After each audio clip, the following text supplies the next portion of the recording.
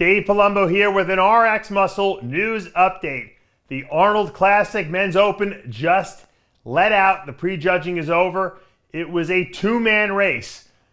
I don't know if anyone could have predicted this. Maybe some of you did. Kuclo versus Nick Walker. That's right, Steve Kuclo, who placed second at the Texas Pro a couple weeks ago to Ian Valliere, pushes past him here and is basically neck and neck with Nick Walker for first and second after the prejudging.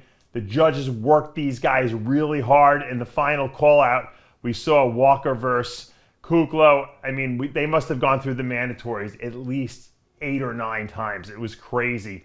And, you know, Steve Kuclo has the big structure, more mass, you know, on a bigger frame. Nick Walker, shorter in height, more compact, but man, he is wide, and Nick Walker is super impressive here today. I mean, the quality of muscle he has, when he hits that front double bicep, man, those arms peak from the front and the back. He's got graininess to his physique in the conditioning area. He's got perfect skin, and nothing, you know, it's like the skin is shrink wrapped to his body. He did his homework, and you know, he predicted that he would win the Arnold Classic, and a lot of people got down on him, and I said, look, you know, I did a video, and we talked about this. You got to have confidence going into a show. We don't know how anyone else is going to show up, but at the end of the day, Nick Walker delivered here big time, and I think it's going to be very close, and I have a feeling these judges are going to rejudge tonight. That's how close it was. I would give the nod or the little edge to Nick Walker just on basically conditioning and polish. I love Kuclo's big structure. I like, you know, how much space he occupies on that stage. He really doesn't have any gaps in the physique, but I felt he could have been a little bit drier in that lower back, and his abs, I don't know if he didn't have enough oil on his abs or if they just maybe were holding a little bit. I think he was a tad flat, to be honest with you.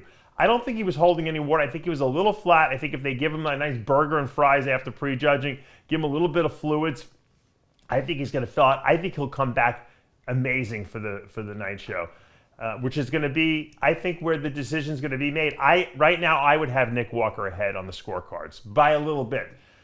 Vying for second and third, we have Ian Valliere and Justin Rodriguez, who probably is the biggest surprise of the show. This guy just keeps getting better and better and better every time we see him. And I've said that for the last couple of years. This guy is going to be super dangerous. He is a Victor Martinez that I think might be better than Victor down the road. He carries a tremendous amount of mass. He's got a big structure too, and he has brought his legs up tremendously, and his conditioning is probably just as good as Nick Walker's on a different type of a frame.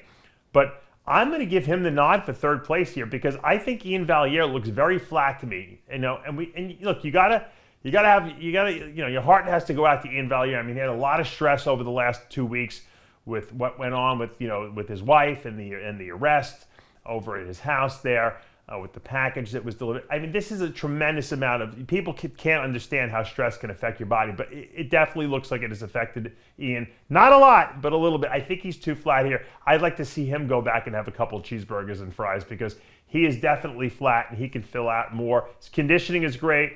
You know, he brought a great look to the stage, but, you know, Kuclo moves past him, whereas, you know, he took out Kuclo a couple of weeks ago in Texas. So I think Ian's got to fill out a little bit. I think Justin was absolutely perfect. I don't think he needs to do anything different, come back. He's a solid third in my book. And you know what? After the night show, you never know. If Steve gets worse, Rodriguez can move up in my mind and, you know, possibly take that second spot. So, but if Kuclo improves, he can go in the other direction too. So I think Kuclo and basically Nick Walker a solid 1-2. I think we got a solid 3-4 on Ian Valliere and Justin Rodriguez. And I think Sergio and Akeem are battling for 5th and 6th.